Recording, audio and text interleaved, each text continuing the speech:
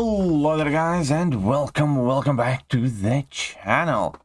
Now, as many of you remember that one of my channel subscribers and supporters took his OG Thor all the way up to rank 4, and this is a perfect opportunity to showcase him a little bit more, as Kabam insisted that we have to use basically an Asgardian champion for this Havok if you are a Paragon player.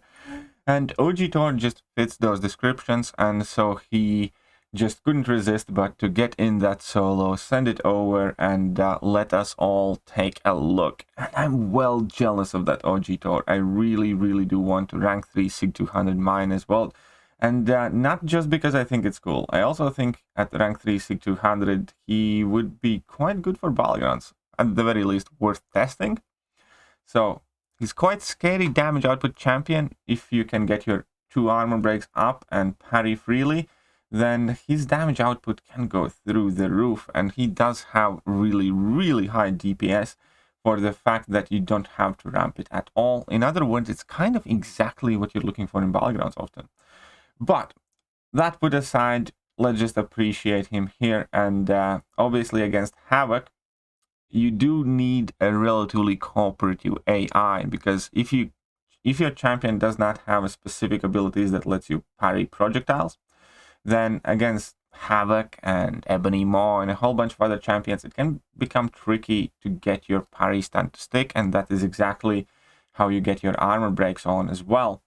Because if he runs in at you and he drops a medium hit, then and you block that or parry that, then one of 3 things can happen. He can throw another medium hit, which is something you don't want.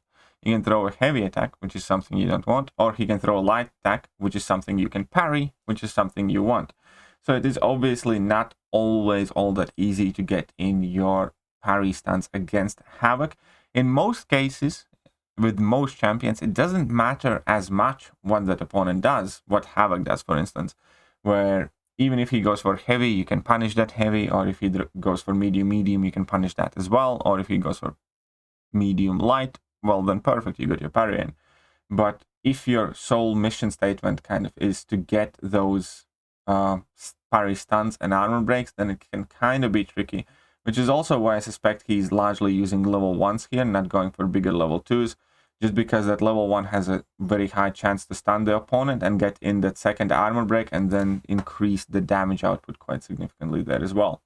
Now here he probably regrets activating that level 1 because he was dancing with the devil himself, and the devil being 3 bars of power. Right, but at the same time, one of the good things about this Havok fight is that they made it so that virtually any champions, or most champions, can do this fight. Here we can see that he did unfortunately take a full feedback detonation damage because he lost his armor up.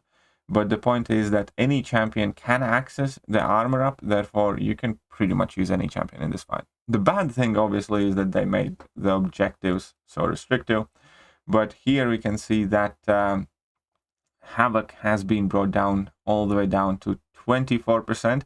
He does eat this one in block, and he's at 10 feedback charges as well on him, so he does need to be careful to make sure his armor up doesn't expire. He goes for his final nuke. That was a nice 21k level 1 crit there. He goes for another one, and it doesn't crit or stun, and Havok is at 3 bars of power, but he gets lucky, and with that, he baits out a heavy attack and finishes out the fight. So well fought, the Dr. Rengen there, and yeah. Every time I look at a rank 4 Thor gameplay, I'm just kind of a bit jealous. I really do want to get one myself. Anyways, let me know what you guys think, and I will catch you guys later. See ya.